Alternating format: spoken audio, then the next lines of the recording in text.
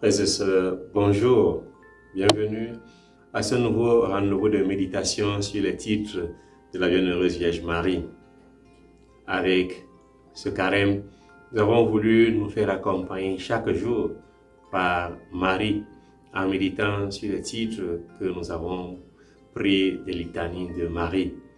Aujourd'hui, nous voulons méditer sur le titre de Marie, Reine conçue sans péché originel.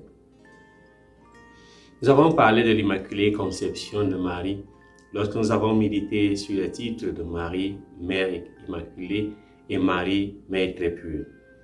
Ces titres se rapportaient à son Immaculée Conception et à la conception virginale du Fils de Dieu.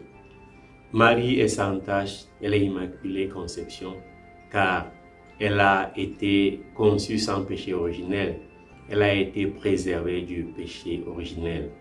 La Bienheureuse Vierge Marie fut dès le premier instant de sa conception, par une grâce et un privilège spécial de Dieu Tout-Puissant, en vue des mérites de Jésus-Christ, Sauveur du genre humain, préservée et exempte de toute souillure de la faute originelle et révélée de Dieu, et que par conséquent, elle doit être crue formellement et constamment par tous les fidèles. Marie est nouvelle Ève, elle est placée dans la condition d'Ève avant le péché. Et lorsqu'elle reçoit l'ange Gabriel, elle dit oui au projet de Dieu.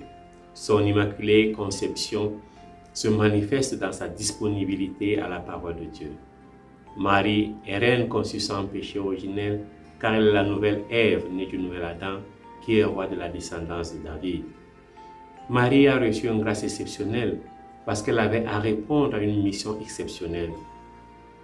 Non seulement dire le oui du jour de l'Annonciation, mais traverser une multitude d'épreuves, 30 ans de vie obscure, d'incompréhension quand le jeune homme de 12 ans reste 3 jours au temple. La distance à prendre pendant la vie publique de Jésus, la montée des périls et la croix.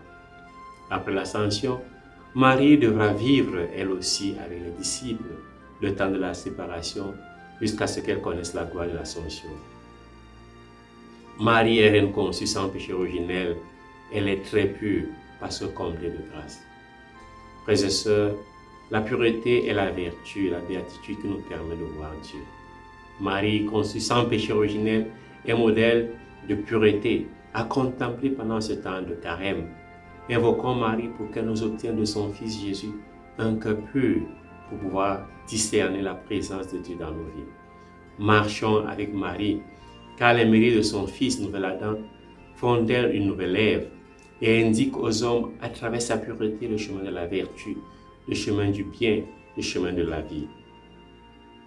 Vivons avec Marie pour apprendre la vie de pureté et de sainteté et être dans le monde des signes de la splendeur de Dieu.